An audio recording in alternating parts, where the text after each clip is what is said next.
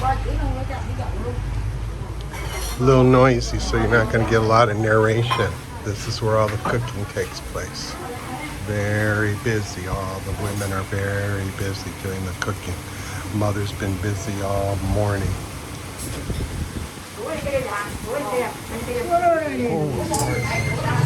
Yeah, I gotta get out of the kitchen, get away from all the women that yell at me.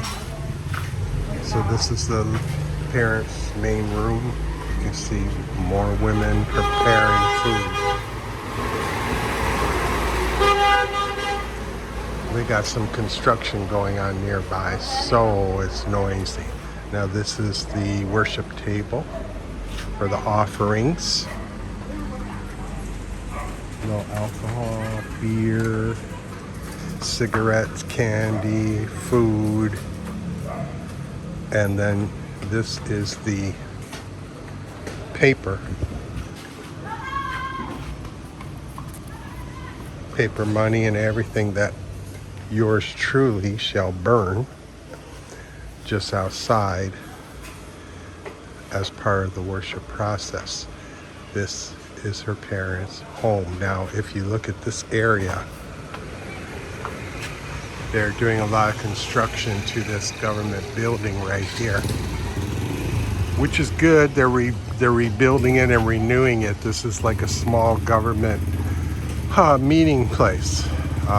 They do all kind of functions here, fun and official. So they're redoing the walls and everything. This is your typical day-to-day. This grandmother is collecting all of the scrap, cardboard, metal, plastic, bottles, everything. This is your recycling process in Vietnam in place. She'll drive that bicycle to a nearby recycling center where they shall purchase it from her so you can make a little money. Now you compare this area, this is in the heart of the outskirts of the city of Danang. It's very crowded, it's very busy. It's nothing like our place. I could never, ever live in an area such as this. But of course, if you're Vietnamese, shit, you're used to it. Some construction going on down there, right in the middle of the road.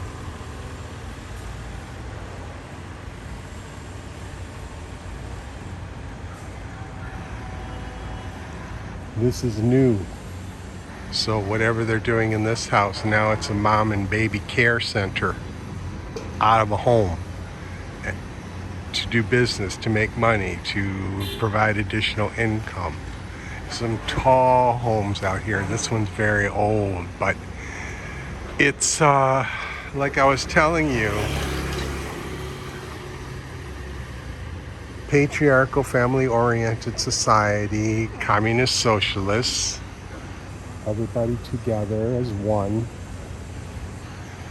Like the 1950s, this resembles more the 1950s America than America used to.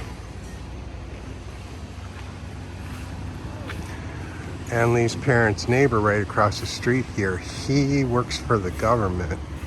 He's very intelligent, university educated.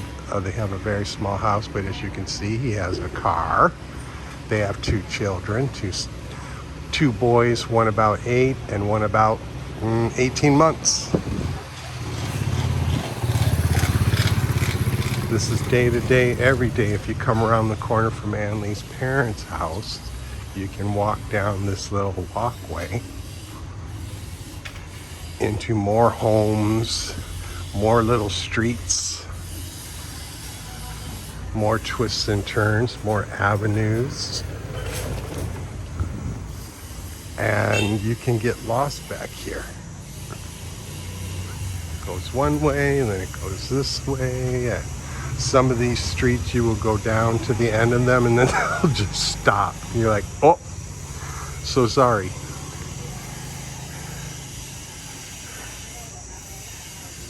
It's wild, man. It's wild.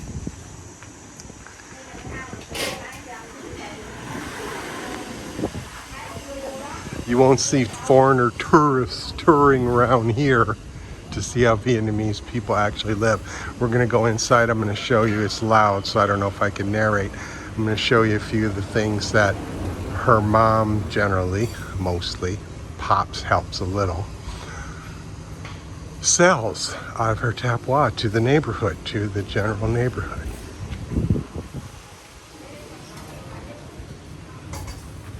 You got your Pops. This is all your dish cleaning liquids and soaps, lady products, toothpaste, Coca-Cola. You can get a cold drink. You can get incense. You can buy worship clothes, paper to burn for worship services. You can get instant coffee, little candy, more coffee, some razor blades. This, I believe, is very strong alcohol. Here's a little scale to weigh certain items that are sold by the weight. Some crackers and candles for worship. More paper to be burned. Markers, pens, pencils, batteries, razor blades, lighters, cigarettes, incense. Then over here you've got some sugar and salt, rice paper, instant noodles, soups. This is condensed milk for making Vietnamese coffee. Some fish oil and soy sauces, some onion and garlic, dishwashing scrubbing pads, more instant noodles. Those are worship,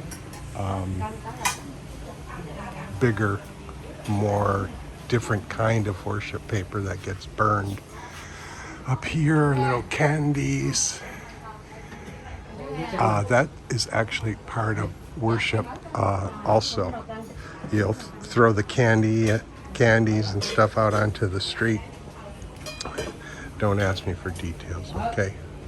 And then that's it. So these little things are essentials that the neighborhood needs and uses and stops by for, so they can make a little business, a little money. Pops has an air compressor and a toolbox. And what he does is he fixes motorcycles, minor issues, and bicycles. So you got an issue, you need air in your tire, you got something a little wrong with your motorbike that's not a major repair, you need a little something to help with your bicycle, you got a flat tire or a bent rim or something, Pops will come here with his little toolkit, take care of it, make a little money that way as well. You can see these are females preparing the food. I or any man here when going anywhere, not anywhere near that. It's not our responsibility. It's not our place. We don't do that. I just get to hang out and chill, and then after the worship services is over,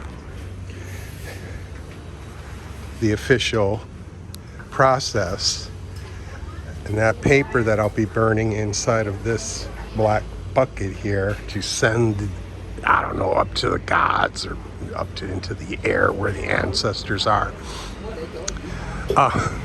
You know, I live here now. I'm part of this culture.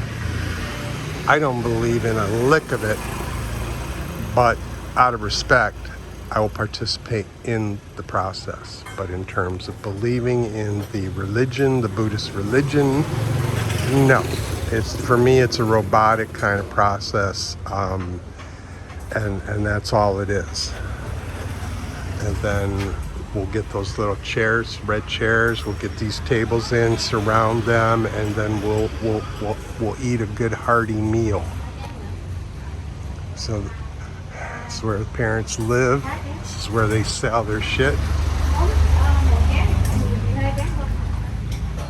And that's the family on the wall. You know who.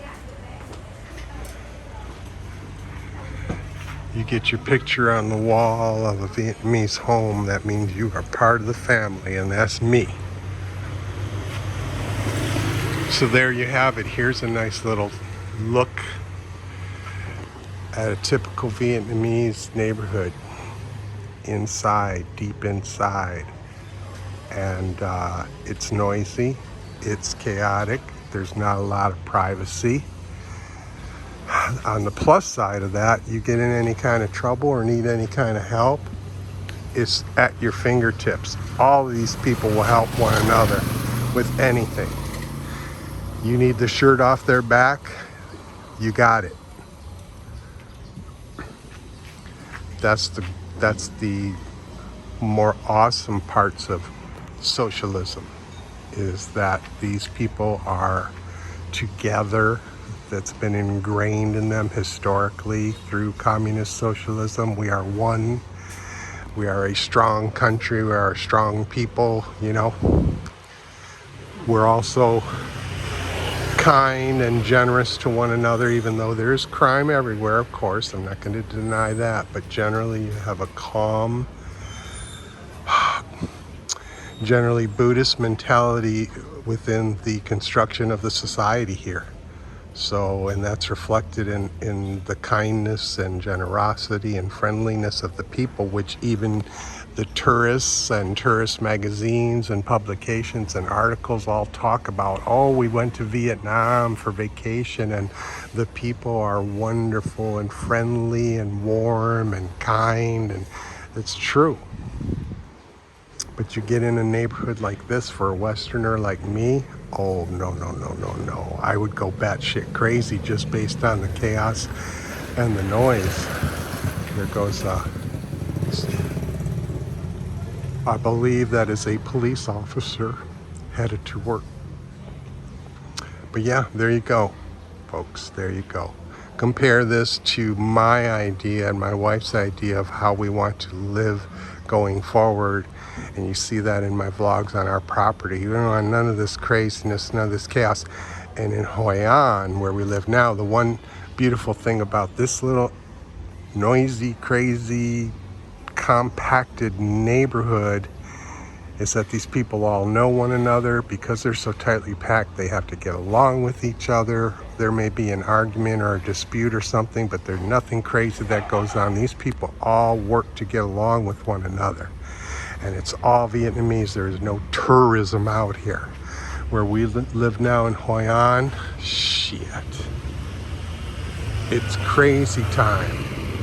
The Vietnamese people that are living in Hoi An right now, each and every one of them are mad with tourism. The potential of earning big bucks off of tourism, or earning money off of the tourism dollar.